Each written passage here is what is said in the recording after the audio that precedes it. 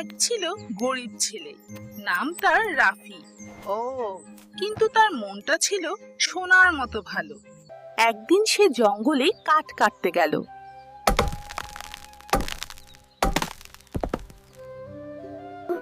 তুমি ভয় পেও না, আমি তোমাকে বাঁচাবো।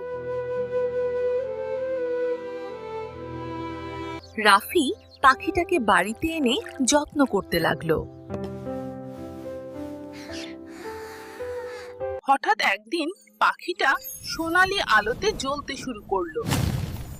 আমি একটি জাদুর সোনার পাখি। তুমি একটি ইচ্ছা চাও। আমি চাই আমার গ্রামের সবাই সুখে থাকুক।